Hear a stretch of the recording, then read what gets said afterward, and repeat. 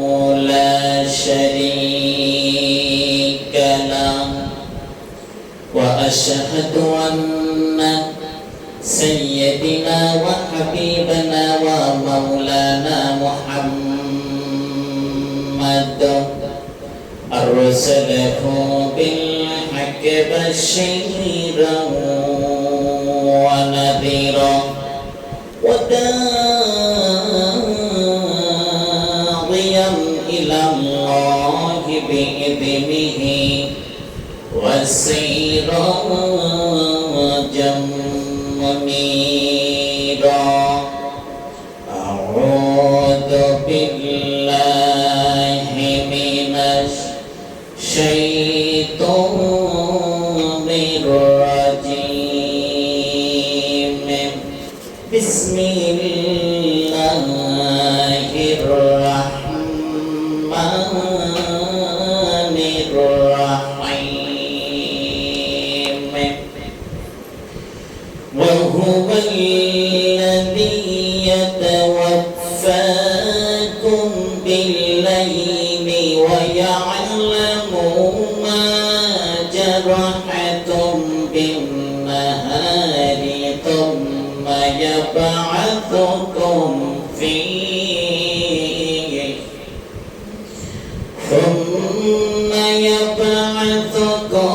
فيه ليقضى أجل مسمى.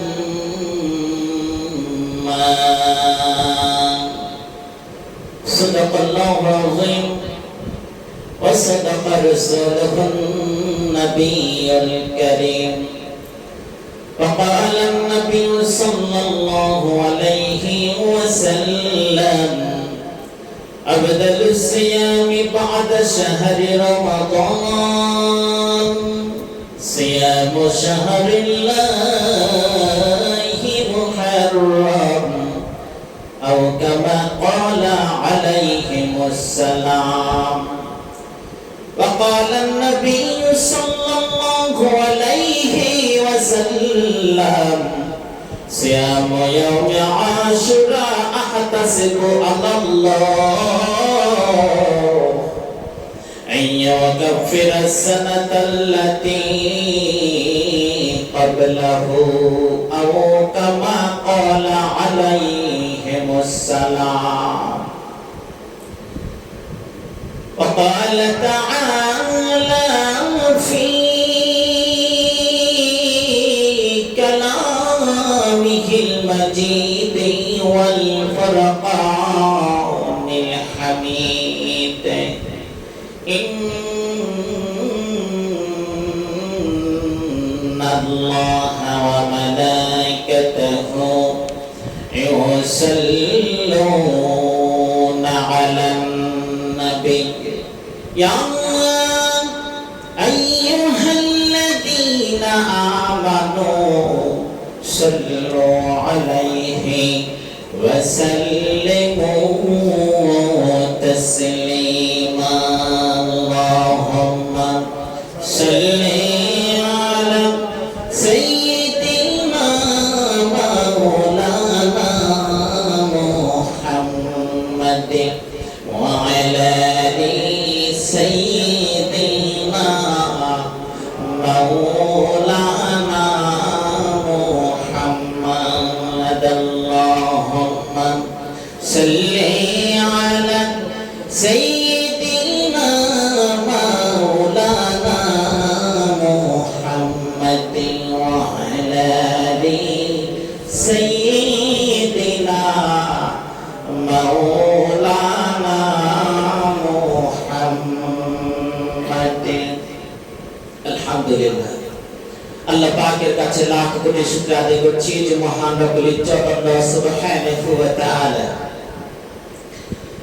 আজ চন্দ্র মাসের প্রথম নববর্ষের মাস মুহররমের আজ প্রথম জুমাবার, যে মহান রব্বুল ইজ্জত আল্লাহ সুবহানাহু ওয়া তাআলা আপনাকে আমাকে দুনিয়ার জান্নাত মসজিদে শাহরুল্লাহ মুহররম আল্লাহ এই মাসে আল্লাহর কুদরতি পায়ে সিজদা দেওয়ার মতো সুস্থতার সাথে তৌফিকটুকু ভিক্ষা দান করেছেন। সে মহান রব্বুল ইজ্জতের দরবারে কালিমাত শুকর আদায় করে সকলে পড়ে নেই আলহামদুলিল্লাহ। সম্মানিত হাজিরিন, ইসলামী পঞ্জিকার প্রথম মাস হচ্ছে মুহররম। রাসূলুল্লাহ সাল্লাল্লাহু আলাইহি সাল্লামের সময় ও তার পূর্বে রোমান, পার্সিয়ান বা অন্যান্য জাতির মধ্যে তাদের নিজস্ব ক্যালেন্ডার ও পঞ্জিকা তারা প্রচলিত ছিল, তারা মানত, তারা সে অনুযায়ী তাদের জীবন যাপন পরিচালনা করত। কিন্তু যেহেতু চন্দ্র মাসের প্রথম মাস আরবি নববর্ষ, এই সম্পর্কে আমাদের একটু জানা অতীব জরুরি। কারণ যদিও আমরা মুসলমান, কিন্তু আমরা ধারণ করি, পালন করি ওই খ্রিস্টীয় যে রীতি নীতি, পঞ্জিকা, তারিখ, ওটাই অনেকটাই আমরা ধারণা পালন করি, যদিও রাষ্ট্রীয়ভাবে হচ্ছে। এটা পাপ এমনও কোনো বলার সুযোগ নেই, গুনার সুযোগ নেই। হ্যাঁ, তবে যেহেতু আমরা মুসলমান, ইসলামী সংস্কৃতি হিসেবে আমাদের ইসলামিক দিন ক্ষণ, এই তারিখ সম্পর্কে আমাদের জানা এটা একটা ইমানি দায়িত্ব বটে। কারণ মুহররম মাস এটা এমনই একটি মাস, এমনই একটি ফজিলতপূর্ণ মাস, মর্তবাপূর্ণ মাস, ফায়দাপূর্ণ মাস, ইবাদতপূর্ণ মাস। এই মাস সম্পর্কে আমাদের জানা অতীব জরুরি। তো বন্ধুগণ, প্রথমত আমরা জেনে নেব আসলে আরবি নববর্ষ হলো কেন, আরবি দিনক্ষণ এটার প্রয়োজন বা কি ছিল। রাসূলুল্লাহ সাল্লাল্লাহু আলাইহি সাল্লামের সময় এই আরবি মাস প্রবর্তন হয় নাই। এটা খলিফা ওমর রাদিয়াল্লাহু তাআলা আনহুর সময়, তৃতীয় কি চতুর্থ হিজরিতে, তৃতীয় কি চতুর্থ বছর হযরত খলিফা ওমর রাদিয়াল্লাহু তাআলার খেলাফতের তৃতীয় কি চতুর্থ বছর আপনার এই আরবিক ক্যালেন্ডার এই সিদ্ধান্ত গ্রহণ হয়। এটা এইভাবে যে যদি প্রথম প্রেক্ষাপট দেখি তাহলে দেখবো এরকম যে হযরত ওমর রাদিয়াল্লাহু তাআলা আনহুর সময় রাষ্ট্রীয় যে সমস্ত প্রজ্ঞাপন জারি হতো, এই সমস্ত তারিখ দিনক্ষণ এটা আর কি অমুক আমলে অমুক সময় অমুক সময়ের একটা নির্দিষ্ট একটা ঘটনাকে কেন্দ্র করে তার পূর্বে বা তারপরে ঠিক এইভাবে করে করে আপনার সময়টা নির্ধারণ করা হতো, যেটা অনেকে আবার সেই আপনার পার্সিয়ান বা রোমান যে ক্যালেন্ডার এটা অনেকটা ফলো করতো না। সর্বোপরি একটা কিছুটা জটিলতা সৃষ্টি হলো। হযরতে আবু মুসা আশআরী রাদিয়াল্লাহু তাআলা আল্লাহর রাসূলের জলিলুল কদর একজন সাহাবী।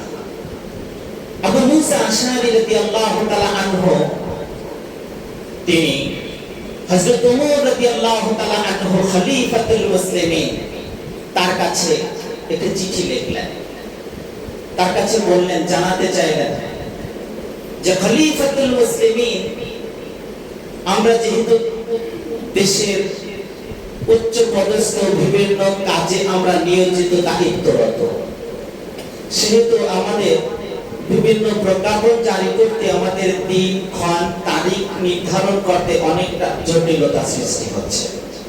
অতএব আমরা যদি নিজস্ব একটা ক্যালেন্ডার, তারিখ, দিন ক্ষণ এরকম যদি আমরা একটা নিরূপণ করতে পারি, উদ্ভাবন করতে পারি, আমরা যদি এরকম কোনো কিছু করতে পারি, হয়তোবা সেটা ভালো হতো। খলিফাতুল মুসলিমিন হযরত ওমর রাদিয়াল্লাহু তাআলা আনহুর কাছে বিষয়টা খুব ভালো লেগেছে। এবার মজলিসে শুরা যারা আছেন তাদেরকে ডাকলেন এবং কি পরামর্শ করলেন যে এটা কিভাবে কি করা যায়। বিভিন্ন জনে বিভিন্ন মন্তব্য পেশ করলেন।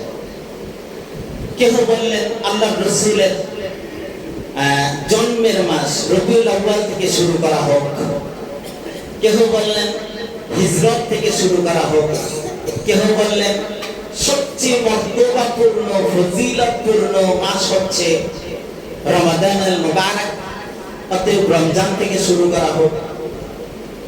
কিন্তু হযরত আলী রাদিয়াল্লাহু তাআলা আনহু একটা মত দিলেন। তিনি মত দিলেন এরকম যে হক আর বাতিলের পার্থক্য হয়েছিল হিজরতের মাধ্যমে, অতএব হিজরতের মাস থেকে এটা শুরু করা হোক। সেই হিসাবে এই আরবি যে সাল যেটাকে হিজরি বলা হয়, হিজরত থেকে হিজরি, আর এখান থেকে আপনার প্রথম আপনার এই মুহররমকে নির্ধারণ করা হলো প্রথম মাস। কেন প্রথম মাস নির্ধারণ করা হলো মুহররম? এই জন্য যে আপনার জিলহজ এই মাসে কোরবানি করা হয়, হজ করা হয়, আর হজের মধ্য দিয়ে মানুষ আরাফাতের ময়দানে তারা গুণমুক্ত হয়। হজ করার পরে মানুষ নতুন জীবন শুরু করে। এই জন্যই জিলহজকে শেষ মাস, তারপরে মুহররম থেকে শুরু করা হোক আরবি নববর্ষ। সুবহানাল্লাহ। ঠিক এইভাবে মত প্রকাশ করার পরে মুহররমকে প্রথম মাস ধরা হলো। আবু মুসা আশআরী রাদিয়াল্লাহু তাআলা আনহু এই মতামতের ভিত্তিতে, আলী রাদিয়াল্লাহু তাআলা আনহুর মতামতের ভিত্তিতে মজলিসে শুরার সর্বতোভাবে সকলের সিদ্ধান্ত ক্রমে আরবি সাল এমনি করে শুরু করা হলো ইসলামিক পঞ্জিকা। আর সেই থেকেই আমরা এই আরবি নববর্ষ আমরা দেখতে পাচ্ছি মুহররম থেকে চন্দ্র মাস, মুহররম, সফর, রবিউল আউয়াল, রবিউল সানি, জমাদাল উলা, জমাদাল সানি, এমনি করে করে আপনার 12টা মাস। আলহামদুলিল্লাহ। সম্মানিত হাজির, এখন মুহররম মাসের ফজিলতের দৃষ্টিকোণ থেকে যদি আমরা তাকাই তাহলে দেখব সত্যিকার অর্থে 4টা মাসকে হারাম করা হয়েছে। যেই 4টা মাসে পবিত্র মাস, বিভিন্ন যুদ্ধ বিগ্রহ থেকে অনেকটা নিজেদেরকে হেফাজত করার মাস হিসাবে ঘোষণা, যেটা হচ্ছে জিলকদ, জিলহজ, মুহররম এবং রজব, যার মধ্যে অন্যতম মাস হচ্ছে মুহররম। মুহররম সম্পর্কে রাসূলুল্লাহ সাল্লাল্লাহু আলাইহি ওয়াসাল্লাম বলেছেন, أفضل الصيام بعد شهر رمضان صيام شهر الله محرم أو كما قال عليه الصلاة والسلام। الله أكبر। এখানে মুহররমের ফজিলত এভাবে করলেন যে আফদালুস সিয়াম, যে সবচেয়ে ফজিলতের সিয়াম, বরকতপূর্ণ রোজা হচ্ছে বাদা শাহরি রমাদান, রমজান মাসের সিয়ামের পরে সবচেয়ে বরকতপূর্ণ ফজিলতপূর্ণ রোজা হচ্ছে মুহররমের রোজা। সুবহানাল্লাহ। কারণ কি?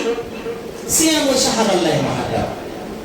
আল্লাহ রাসূল সাল্লাল্লাহু আলাইহি ওয়াসাল্লাম বলেছেন আল্লাহর মাস হচ্ছে মুহররম মাস। আর জোরে সোরে একবার বলতে পারবো কি সুবহানাল্লাহ? আল্লাহর মাসের নামটা কি? মুহররম মাস। আল্লাহর মাস মুহররম মাস, শাহরুল্লাহ মুহররম। আল্লাহ রাসূল সাল্লাল্লাহু আলাইহি ওয়াসাল্লাম বলেছেন এটা আপনার আমার কোন উলামায়ে কেরামের কথা নয়, সরাসরি নবী মাকবুল সাল্লাল্লাহু আলাইহি ওয়াসাল্লামের কথা। শাহরুল্লাহ মুহররম। মুহররম মাসের 10 তারিখকে আশুরা বলা হয়। এই আশারা থেকে আশুরা 10 তারিখে নির্মম এক ঘটনা ঘটেছে কারবালার প্রান্তরে।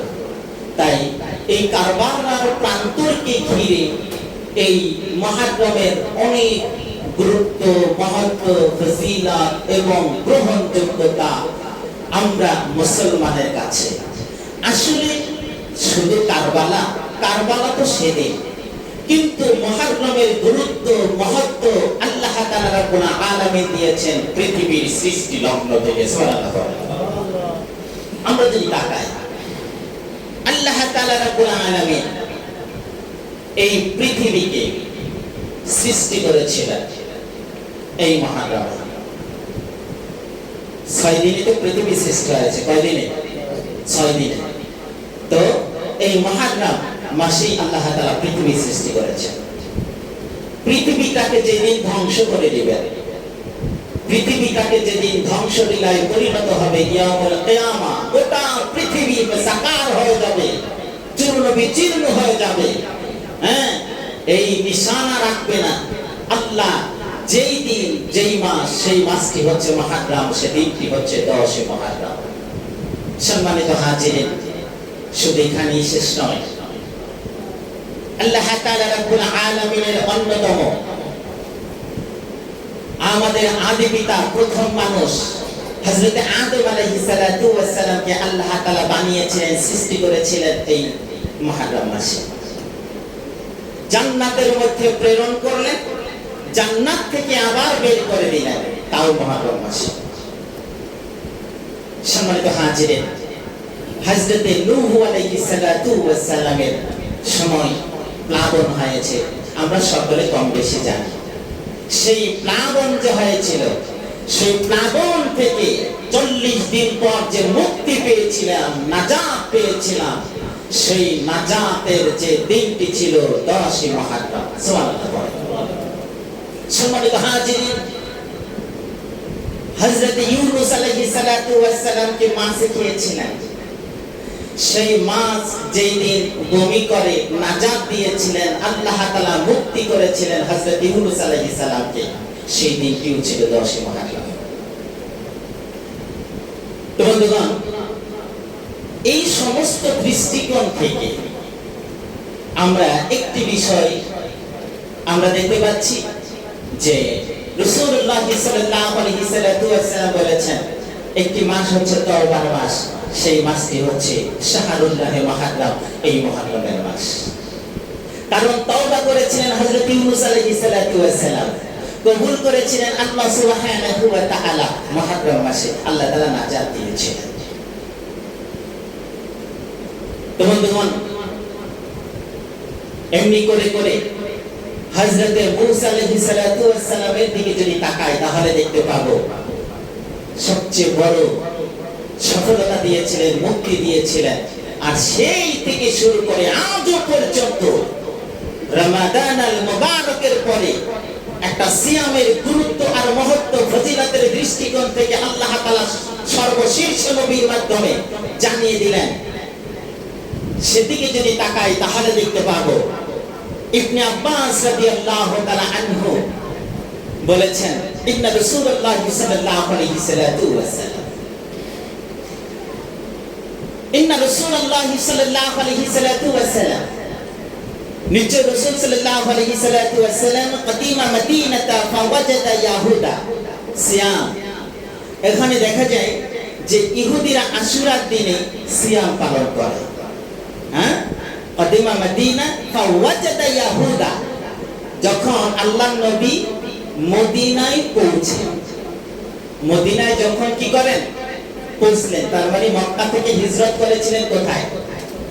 বলি, সকলে তো কিছু না কিছু জানি। ওয়াজ নসিহত তো আমরা জীবনে অনেক শুনি, তবে যখন শুনি তখনই একটু মনোযোগ দিয়ে শুনি, তারপরে আবার সেটা ভুলে যাই। আর ভুলে যাব, এটা একটা স্বাভাবিক প্রক্রিয়া, এটা স্বাভাবিক প্রক্রিয়া, এটা মানুষের অন্যতম একটা বিশেষণ, অন্যতম বিশেষণ। হযরত আদম আলাইহিস সালাম তিনি, তাকে যে বয়স দিয়েছিলেন আল্লাহ তাআলা, সে বয়স থেকে একটা বয়স, কিছু বয়স তিনি একজনকে ধার্য দিয়েছিলেন, আর কি দান করেছিলেন। তো যখন মালাকুল মউত চলে আসলেন, তখন বলা হলো আমার তো এরকম যতটা আমি জানি, কারণ আল্লাহ তাআলা তাকে জানিয়েছিলেন। জানানোর পরে তিনি বললেন যে না, আল্লাহর পক্ষ থেকে জানানো হয়েছে আপনার বয়স থেকে এত বছর আপনি অমুককে দান করেছিলেন, আল্লাহ তাআলা কবুল করেছিলেন, তার হায়াত বাড়ায় দিয়েছেন। তখন বললেন যে আমি ভুলে গিয়েছি। তো আমাদের আদি পিতা হযরত আদম আলাইহিস সালাতু ওয়াস সালাম, তিনি যে ভুলে গিয়েছিলেন সেই ভুল ভ্রান্তি সেটা এরকম জেনারেশন বাই জেনারেশন আমাদের মধ্যে এটা আসছে, এটা আসবে, কালকে আমার পর্যন্ত থাকবে। সম্মানিত হাজিরিন, ইনসান অর্থ কি? মানুষ। এটার আরেকটি অর্থ হচ্ছে ভুল, ভুলে যাওয়া। অতএব আমরা ভুলে যাব, এটা স্বাভাবিক। তবে খুব অতীব মনোযোগ সহকারে যদি আমরা একটু শ্রবণ করি আর সেটাকে যদি ধারণ করি, বহন করি, তাহলে আর ভুলে যাব না, ঠিক কিনা? সম্মানিত হাজিরিন, হযরত মুহাম্মদ রাসূলুল্লাহ সাল্লাল্লাহু আলাইহি ওয়াসাল্লাম হিজরত করেছিলেন মক্কাতুল মুকাররমা থেকে মদিনাতুল মুনাওয়ারায়। মদিনাতুল মুনাওয়ারায় যখন তিনি হিজরত করলেন, হিজরত করার পরে দেখতে পাইলেন যে ইয়াহুদা আর কি ওখানে যে ইয়াহুদিরা ছিলেন, সেই ইয়াহুদিরা ওনারা রোজা রাখছে, সিয়াম পালন করছে।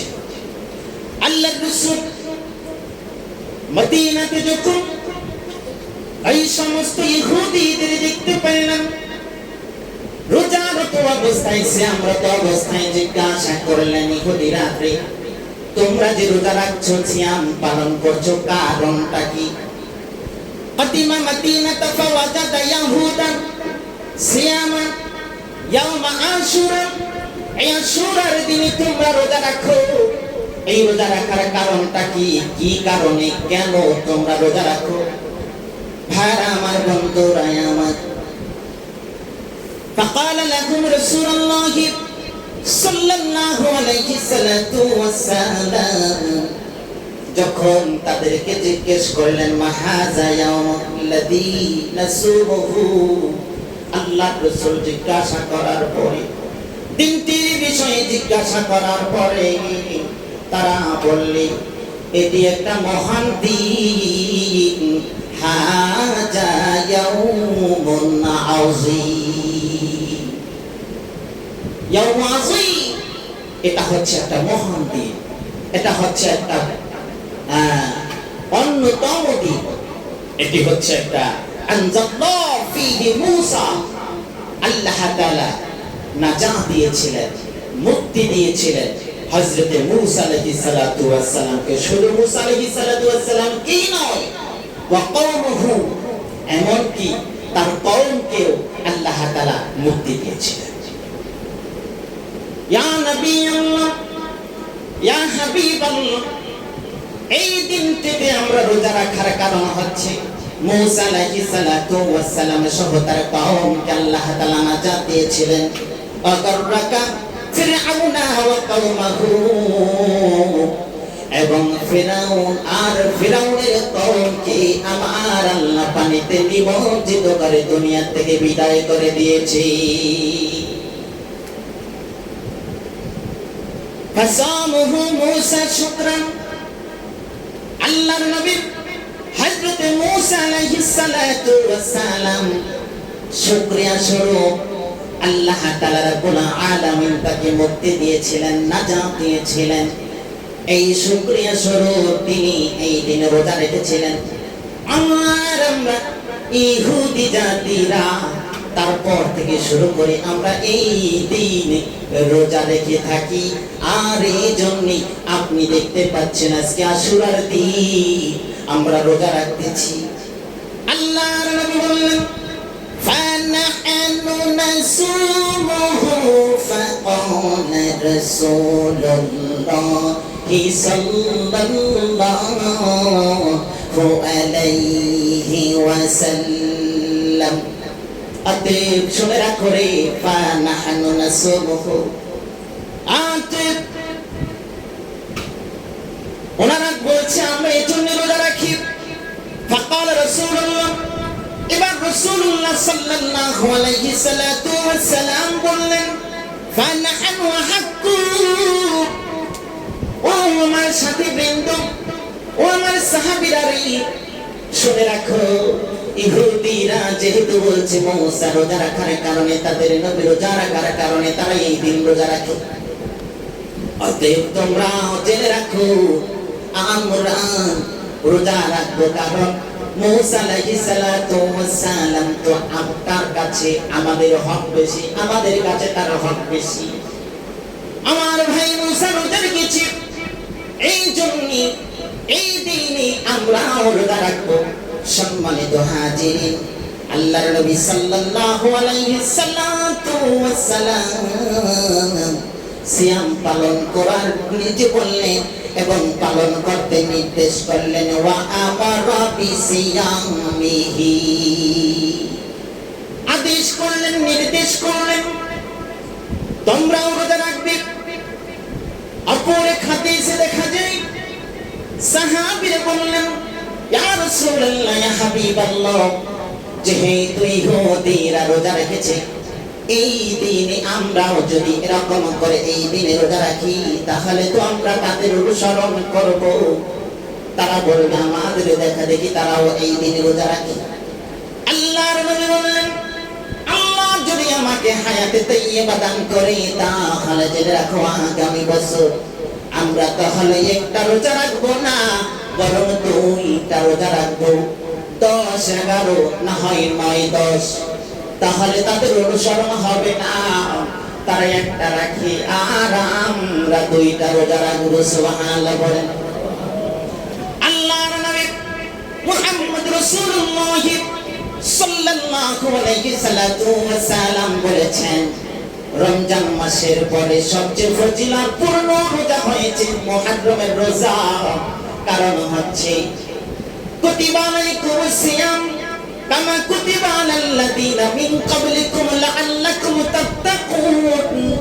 এই আয়াতের মাধ্যমে রমাদানুল মুবারকের 30টা রোজা আল্লাহ ফরজ করেছেন। যেই সময় তার আগে ফরজ রোজা ছিল এই মুহররমের রোজা, যখন রমজানের 30 রোজা ফরজ হয়ে গেল, মুহররমের রোজা তখন নফল হয়ে গেল।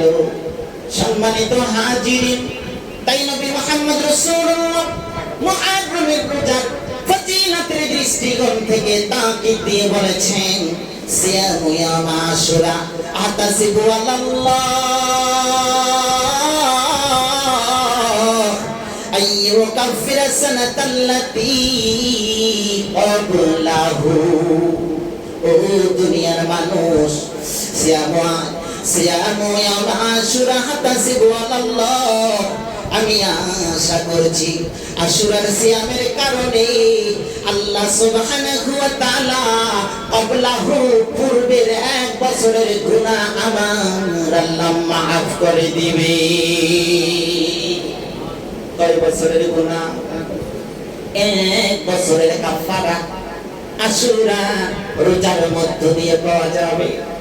সম্মানিত হাজিরিন, ও দাঁত তাহবানে জানাই, আজ মুহররমের আরবি নববর্ষের মাস, প্রথম জুমাবার শুক্রবার, আল্লাহ সুবহানাহু ওয়া তাআলা যেই মুহররমের গুরুত্ব আর মহত্ব ফজিলত এমন করে জানিয়ে দিলেন, এমন কিছু দৃষ্টান্তের মধ্য দিয়ে আমাদেরকে দেখা দিলেন যে মুহররমের মাস তওবার মাস, মুহররমের মাস ইবাদতের মাস, মুহররমের মাস মুক্তির মাস, মুহররমের মাস আল্লাহ সুবহানাহু ওয়া তাআলা যেমনি করে নূহ আলাইহিস সালাতু ওয়াস সালামের জাতিকে মুক্তি দিয়েছিলেন, যেমনি করে ইব্রাহিম আলাইহিস সালাতু ওয়াস সালামকে আগুন থেকে মুক্তি দিয়েছিলেন, যেমনি করে হযরতে মূসা মুসা আলাইহিস সালাতু ওয়াস সালামকে ওই ফিরাউনের কবর থেকে আল্লাহ তাআলা মুক্তি দিয়েছিলেন।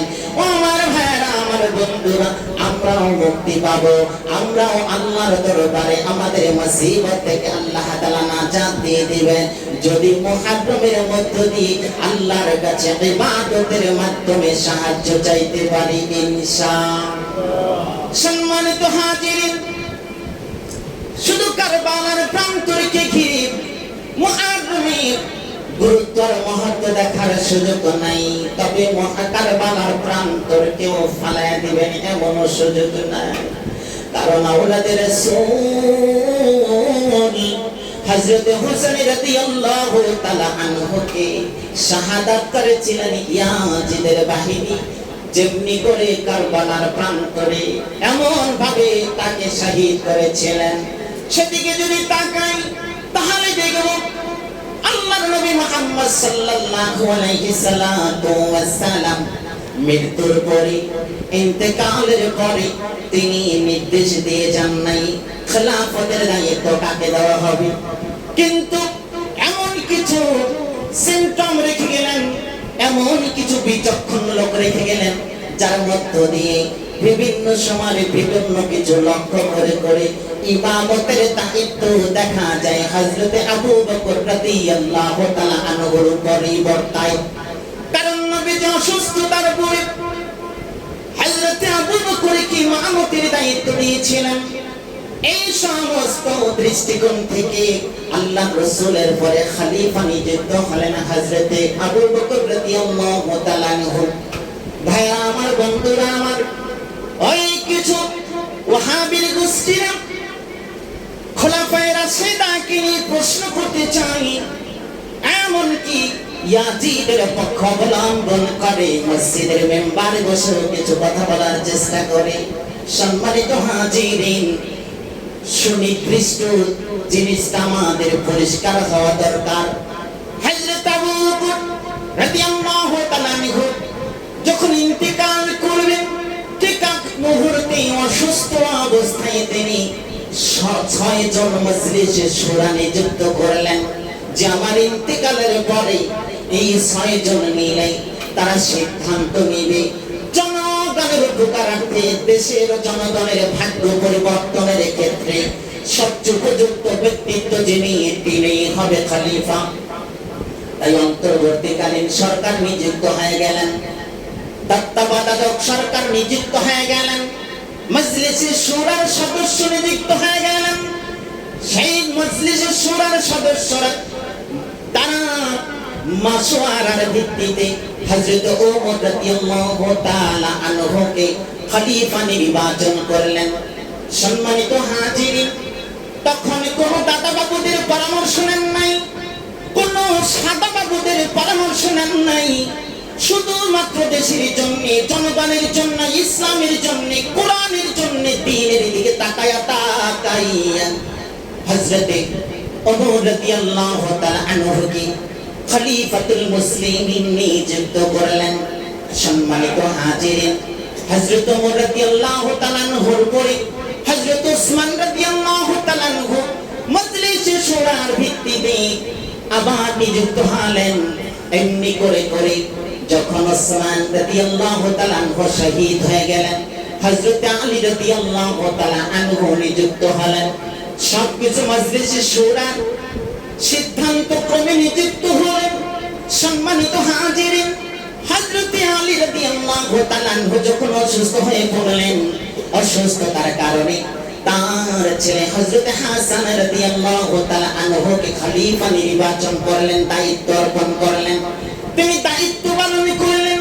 হযরত আলী রাদিয়াল্লাহু তাআলা আনহুর ইন্তেকালের পরে হযরত হাসান রাদিয়াল্লাহু তাআলা আনহু যখন দায়িত্ব পালন শুরু করে দিলেন, এমত অবস্থায় গৃহযুদ্ধ শুরু হয়ে গেল। রাষ্ট্রের মধ্যে কিছু বিশৃঙ্খলা সৃষ্টি হলো। শুধু রাষ্ট্রের দিকে তাকিয়ে, জনগণের দিকে তাকিয়ে, ইসলামের দিকে তাকিয়ে শান্তি বিরাজ করার জন্য তিনি এবার সকলের পরামর্শের ভিত্তিতে সবচেয়ে বয়োবৃদ্ধ, সবচেয়ে গুরুত্বপূর্ণ কাতেবে ওহী কুরআনুল কারীম করিম যিনি লিখতেন এমন একজন সাহাবী ছিলেন হযরত মুআবিয়া রাদিয়াল্লাহু তাআলা আনহু। হযরত মুআবিয়া রাদিয়াল্লাহু তাআলা আনহুকে যখন দায়িত্ব দিলেন হযরত হাসান রাদিয়াল্লাহু তাআলা আনহু, তিনি আনুষ্ঠানিকভাবে দায়িত্ব তার কাছে অর্পণ করলেন। 8 বছর 2 বছর আর এক যুগ নয়, 20 বছর পর্যন্ত খোলা এই যে খেলাফতের দায়িত্ব হযরত মুআবিয়া রাদিয়াল্লাহু তাআলা আনহু পালন করে চলছে। সম্মানিত হাজিরিন, হযরত মুআবিয়া রাদিয়াল্লাহু তাআলা আনহু 20টা বছর যখন দায়িত্ব পালন করার পরে একেবারে অন্তিম মুহূর্তে ইয়াজিদকে তিনি এক জায়গার গভর্নর তিনি নিযুক্ত করলেন। তারপর থেকে সেখান থেকে তিনি অসুস্থতার কারণে তাকে খেলাফতের দায়িত্ব কিছু বুঝিয়ে দিলেন। হযরত মুআবিয়া রাদিয়াল্লাহু তাআলা আনহু সহ তৎকালীন সময়ে বড় বৃদ্ধ সকলের গ্রহণযোগ্য ব্যক্তিবর্গ যারা ছিল মজলিসে শুরার পরামর্শক্রমে ইয়াজিদকে দায়িত্ব দিয়েছিলেন। কিন্তু ইয়াজিদ দায়িত্ব গ্রহণ করার পর তিনি কিছু কার্যকলাপ শুরু করলেন, যে কার্যকলাপগুলো দেখে স্পষ্ট প্রমাণিত হয়ে গেল তার দ্বারা ইসলামের উপকার হবে না বরং ক্ষতি হবে। কিছু কিছু কাজ এমন কিছু দেখা গেল। সম্মানিত হাজিরিন, তারপরেও যেহেতু মুআবিয়া রাদিয়াল্লাহু তাআলা আনহু তিনি জলিলুল কদর সাহাবী কাতাবে ওহী, দীর্ঘদিন পর্যন্ত সুন্দর মতো রাষ্ট্র পরিচালনা করেছেন তার ছেলে এবং তাদের দেয়া এজন্য অধিকাংশ এলাকার লোকেরা মেনে নিতেছিলেন। কিন্তু কুফাবাসীরা ইরাকের কিছু মদিনার সহ বিভিন্ন জায়গার কিছু লোকেরা কোনোভাবে মানতে পারছে না ইয়াজিদকে। ইয়াজিদের কার্যকলাপ দেখে কোন রকম মেনে নিতে পারছে না। কুফাবাসী থেকে বারবার হুসাইন রাদিয়াল্লাহু তাআলা আনহুকে চিঠি দেয়, আপনি চলে আসেন, আপনার হাতে আমরা বায়াত নেব। কিন্তু হযরত হুসাইন রাদিয়াল্লাহু তাআলা আনহু তাদের চাওয়ার ভিত্তিতে পরামর্শ করলেন আবু বকর রাদিয়াল্লাহু তাআলা আনহুর ছেলে আব্দুর রহমান সহ তৎকালীন মুরব্বী যে সমস্ত সাহাবীরা ছিলেন, যদি অনেকে বাধা দিয়েছিলেন, অনেকে সম্মতিও দিয়েছিলেন, কিন্তু হযরত হুসাইন রাদিয়াল্লাহু তাআলা আনহু দেখলেন আমাকে যেতেই হবে, যদিও আমার প্রাণ নাশের ভয় আছে, যদিও বিরোধিতায় করব, তারপরও একমাত্র দ্বীনের জন্য, ইসলামের জন্য, রাসূলের জন্য আমাকে অবশ্যই যেতে হবে। হযরত হুসাইন রাদিয়াল্লাহু তাআলা আনহু তার পরিবারের 19 জন সদস্য সহ প্রায় 70 থেকে 72 জন সদস্য তারা রওনা দিলেন। রওনা দেওয়ার পর ইয়াজিদ দেখেন কেমন করে আওলাদে রাসূলের শত্রু হয়ে দাঁড়ালো, ইসলামের শত্রু হয়ে দাঁড়ালো। হযরত হুসাইন রাদিয়াল্লাহু তাআলা আনহু যখন রওনা দেওয়ার সিদ্ধান্ত নিলেন, খবর পৌঁছে গেল ইয়াজিদের বাহিনীর কাছে। ইয়াজিদ বাহিনী এবার বললেন, নোমান বিন বাশির তিনি দায়িত্বে ছিলেন, গভর্নর ছিলেন কুফা, সেখান থেকে তাকে সরিয়ে দিয়ে সেখানে উবাইদুল্লাহ বিন জিয়াদকে দিলেন। উবাইদুল্লাহ বিন জিয়াদ ছিল ইয়াজিদের একচ্ছত্র একজন একনিষ্ঠ কর্মী। ও আমার ভাইরা, তিনি জালেমের অন্যতম একজন দোসর। তাকে যখন দায়িত্ব দিলেন তিনি সেখানে 4000 সশস্ত্র সৈন্য নিয়ে সেখানে হাজির হয়ে গেলেন। উবাইদুল্লাহ বিন জিয়াদ হযরত হুসাইন রাদিয়াল্লাহু তাআলা আনহু যখন কুফায় পৌঁছলেন, এমত অবস্থায় কারবালার কাছাকাছি আসলেন। কারবালার কাছাকাছি এসে সেখানে তাঁবু বসালেন। তাঁবু বসানোর পরে উবাইদুল্লাহ বিন জিয়াদ তাদের বিরুদ্ধে দাঁড়ায় গেলেন। পানির প্রয়োজন হয়, পানি তারা দিচ্ছে না, ফুরাত নদীকে আটকে দিলেন। এমনি করে করে তাদের কাছে বিভিন্ন ভাবে পৌঁছে দিলেন, কোনোভাবে তোমরা সামনে এগোতে পারবে না। অবস্থার দৃষ্টিতে হযরত হুসাইন রাদিয়াল্লাহু তাআলা আনহু দেখলেন আমাদের বিরুদ্ধে দাঁড়িয়ে গিয়েছে, হয়তোবা আমাদেরকে আর সামনে আগানো যাবে না। তারা আবার বললেন, আমাকে পানি দাও, আমাদের শিশু বাচ্চাদেরকে পানি দাও, মহিলাদেরকে পানি দাও। বলল তোমাদের কোন রকম কোন ক্রমে কোন দিক থেকে তোমাদের সাহায্য করা হবে না। এক পর্যায়ে যুদ্ধের প্রস্তুতি নিল। হযরত হুসাইন রাদিয়াল্লাহু তাআলা আনহু বীর দর্পে তাদের সাথে যুদ্ধে নেমে গেলেন। এবার যুদ্ধে নামার আগেও তিনি বলেছিলেন, শুনে রাখো তোমরা একটা কথা জানো, আমি হুসাইন হযরত মুহাম্মদ রাসূলুল্লাহ সাল্লাল্লাহু আলাইহি সাল্লামের মেয়ের ঘরের নাতি। তোমরা জানো আমি যুদ্ধ করতে আসি নাই, আমি তোমাদের বিরুদ্ধে যুদ্ধ করতে আসি নাই, আমি ইরাকবাসীর দাওয়াতে এসেছি। আমাকে প্রয়োজনে ফিরে যেতে দাও মদিনায়, আমি মদিনায় ফিরে যাব। তারপরেও বলছি আমি যুদ্ধে লিপ্ত হতে চাই না। কিন্তু ওই জুবাইদুল্লাহ বিন জিয়াদ তিনি অতিরিক্ত জালেম সরকারের বশীভূত হয় হযরত হুসাইন রাদিয়াল্লাহু তাআলা আনহুর উপরে আক্রমণ করলেন, বাহিরের উপরে আক্রমণ করলেন। এক পর্যায়ে অতীব সংক্ষিপ্ত ভাবে বলছি সম্মানিত হাজিরিন, হযরত হুসাইন রাদিয়াল্লাহু তাআলা আনহু সহ তাদের পরিবারের এবং বাহিনীর অধিকাংশ লোকদেরকে শহীদ করলো। হযরত হুসাইন রাদিয়াল্লাহু তাআলা আনহুকে এক পর্যায়ে পরাস্ত করলেন। পরাস্ত করার পরে হযরত উবাইদুল্লাহ বিন জিয়াদ চিন্তা করলেন তাকে জীবিত অবস্থায় ইয়াজিদের কাছে নিব। কিন্তু সীমার বললেন না না না, তুমি যদি তাকে মত অবস্থায় নাও তাহলে তোমার প্রমোশন হবে না।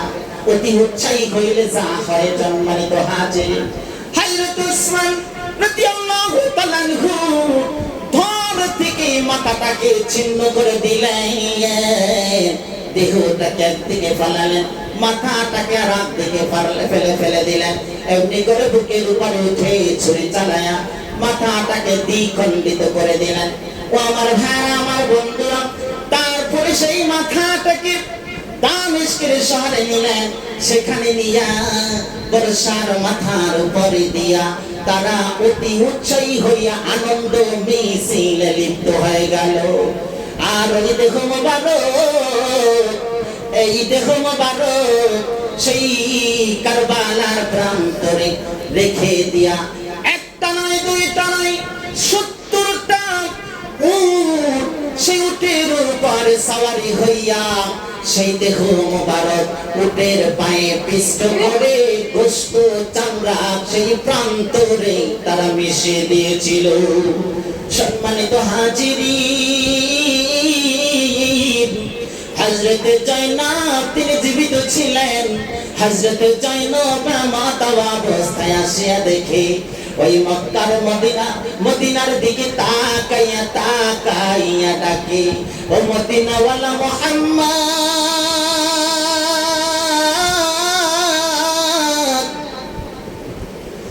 আজকে যাকে তুমি চুমু খেয়েছিলে, যাকে আদর করেছিলে, যাদের সামনে বলেছিলে তোমরা আমার হাসান আর হোসাইনকে মহব্বত করলে, আমি নবীর মহব্বত পাইবা। আমি নবীর মহব্বত যদি পাও আল্লাহর মহব্বত পাইবা। আল্লাহর মহব্বত পাইলে জান্নাত তোমাদের জন্য ওয়াজিব হয়ে যাবে। সম্মানিত হাজিরিন, হযরত হুসাইন রাদিয়াল্লাহু তাআলা আনহুকে এমনি করে পিষ্ট করে দিয়েছিলেন উবাইদুল্লাহ বিন জিয়াদ দামেস্কে। সেখানে ওই যে মস্তক মুবারকের উপরে লাঠি দিয়া খোঁচায় আর বলল, ও হুসাইন, ইয়াজিদের বিরোধিতা করলে এমনটাই হয়। চলবে না উযুবিল্লাহ। সম্মানিত হাজির, সামনে আমার যাওয়ার সুযোগ নাই, সময় হলে সামনের দিকে আলোচনা করব। সম্মানিত হাজির, এর দ্বারা প্রমাণিত হয়ে গেল ইয়াজিদের বাহিনী কোনদিন ইসলামের পক্ষে ছিল না, থাকার কোনো সুযোগ নাই। আর ইয়াজিদের পক্ষ অবলম্বন করলে ও তাদেরও সাপোর্ট করার কোনো সুযোগ নাই। ঈমানের দৃষ্টিকোণ থেকে ইয়াজিদকে কোন রকম ঈমানদার বলার সুযোগ নাই।